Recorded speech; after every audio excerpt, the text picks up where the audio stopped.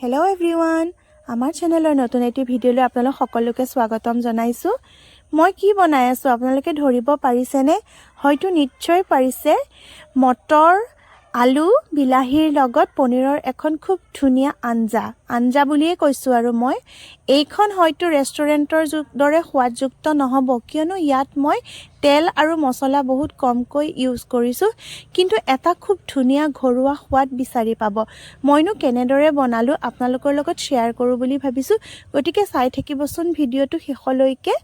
এই মটৰ পনীৰৰ ৰেচিপিটো বনাবৰ কাৰণে মই কেইচিৰামান মটৰ গুচাই ল'লোঁ। এতিয়া এটা কুকাৰত গুচাই লোৱা মটৰখিনি দি দিলোঁ, লগতে এটা বিলাহী আৰু দুটা আলু ডাঙৰকৈ টুকুৰা কৰি কাটি দি দিলোঁ। এতিয়া এগিলাচ পানী ইয়াতে ঢালি দিলোঁ আৰু লগতে আধা চামুচ নিমখ দি দিলোঁ। এই গোটেইবোৰ একেলগে কুকাৰটো বন্ধ কৰি এটা চিটি আহিবৰ কাৰণে গেছত উঠাই দিলোঁ। চিটি মাত্ৰ এটাই দিব লাগে, নহ'লে মটৰখিনি বেছি সিজি যাব। এতিয়া চিটি আহে মানে মই 200 গ্ৰাম পনীৰ লৈছোঁ আৰু পনীৰখিনি টুকুৰা কৰি কাটি ল'লোঁ। টুকুৰাটো নিজৰ ইচ্ছা, কিছুমানে ডাঙৰকৈও ল'ব পাৰে। চাওক, চিটি মাৰিলে। এতিয়া এইফালে আদা, নহৰু আৰু জিৰা একেলগে খুন্দি ল'লোঁ। কেৰাহীখন গৰম হ'বলৈ দিলোঁ আৰু তাতে মই অলপমান তেল দি দিলোঁ। তেলখিনি গৰম হোৱাত প্ৰথমতে মই পনীৰখিনি ভাজি ল'লোঁ। পনীৰখিনি ভাজাটো আপোনালোকৰ নিজৰ কথা, কিছুমানে কেঁচাকৈয়ে দিয়ে, কেঁচাকৈও দিব পাৰে। আৰু ভাজাটোও সম্পূৰ্ণ নিজৰ, বেছি ভাজে বা কম ভাজে, নিজৰ ইচ্ছা অনুসৰি ভাজিলেই হ'ল। আৰু অকণমান বেছিকৈয়ে মই ভাজিছোঁ, ভাজি হৈ গ'ল। এতিয়া পনীৰখিনি কাঢ়ি থ'ম। চাওক, পনীৰটো কিমান ধুনীয়া লাগিছে নহয়নে? সেইখিনি তেলতেই মই এতিয়া এটা পিঁয়াজ কাটি দি দিলোঁ। তেল বেছিকৈ দিয়া নাই, প্ৰথমতে পনীৰ ভাজা তেলখিনিয়েই। পিঁয়াজটো অকণমান ৰঙা হোৱাৰ লগে লগে তাত মই কাটি থোৱা নহয়, মই আগতেই পিচি থোৱা আদা, নহৰু আৰু জিৰাখিনি দি দিলোঁ। লগতে এটা জলকীয়া দিছোঁ। জলকীয়াটো আপোনালোকৰ নিজৰ কথা, যেনেদৰে খায় তেনেদৰেই দিব পাৰে। অলপমান নিমখ দিছোঁ, কিয়নো বইল কৰোঁতেও যিহেতু মই নিমখ দিছিলোঁ, সেইকাৰণে এতিয়া কমকৈ দিছোঁ। হালধি আধা চামুচ দি এই গোটেইখিনি একেলগে অকণমান লৰাই লওঁ। অকণমান বেছিকৈয়ে ভাজিব লাগে, যাতে ইয়াৰ যিটো কেঁচা কেঁচা গোন্ধ থাকে, এই গোন্ধটো নাইকিয়া হৈ যায়। এইফালে মটৰ পনীৰখিনি ধুনীয়াকৈ বইল হৈ গ'ল। এতিয়া মছলাখিনিত প্ৰথমতে মই বইল কৰি লোৱা বিলাহীটো দি দিম।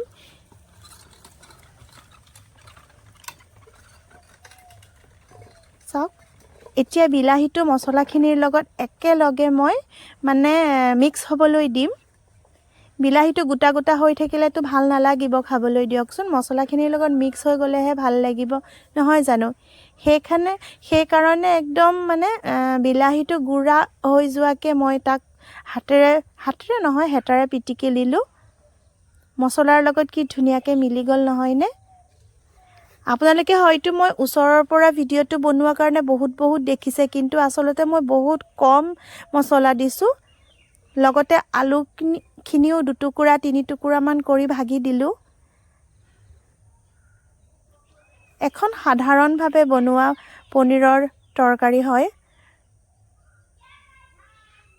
সদায় তেল মছলা বেছিকৈ খোৱাতকৈ এনেদৰেও বনাই খাব লাগে, নহয়নে?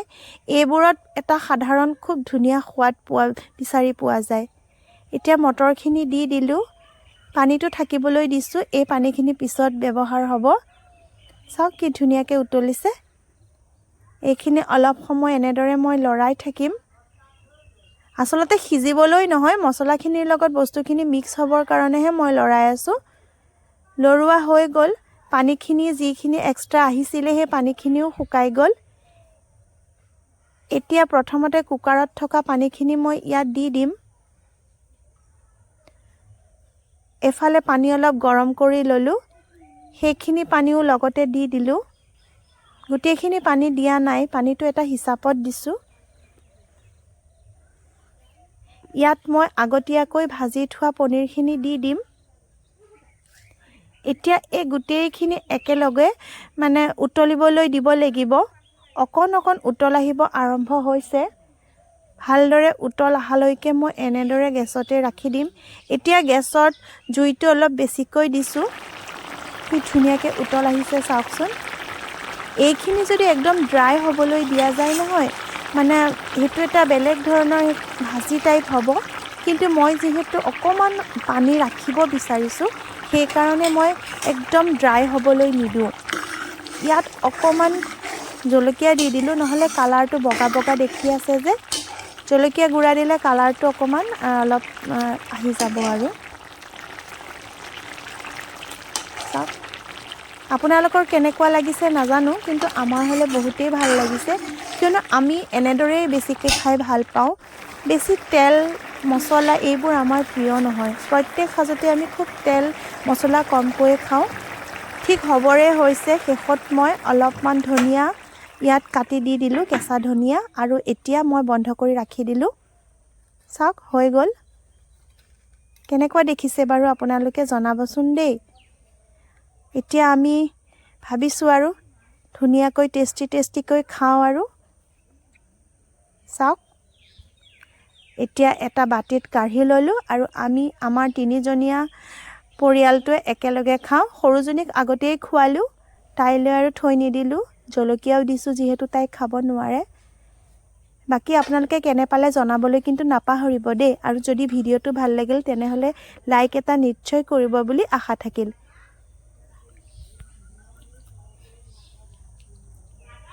তেনেহ'লে আজিলৈ ভিডিঅ'টোৰ পৰা বিদায় লওঁ।